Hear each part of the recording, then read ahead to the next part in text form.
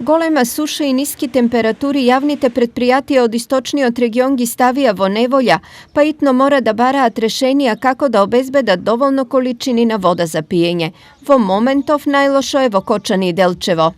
Поради подолгиот период на немање врнежи, нивото на акумулацијата во брана Лошана е намалено, доста намалено, како и нивото на подземните води. Работиме со зголемено исполнување на подземните води. Ако продолжи ваката хидрометеоролошка состојба во наредниот месец дена, значи ќе имаме тогаш проблем дека ќе можеме да се јават и рестрикции во високите зони. Проблеми со намалени количини на вода има и во Штип, но јавното предпријатие ИСЕР за сега добро ја менаџира ситуацијата.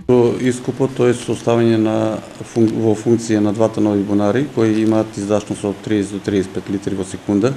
Веќе прошлата година може да кажам дека немавме проблеми и во зависност сега од водостојот на реката Брегалница не знаеме што ќе се случи во наредниот период, но мислам дека сме на границата на водоснабдувањето во летните периоди, каде што, еве како што реков, имаме излез од 320 литри во секунда. Според нашите информации, намален доток на вода е проблем и за другите општини со исклучок на Зрновци и Пробиштип.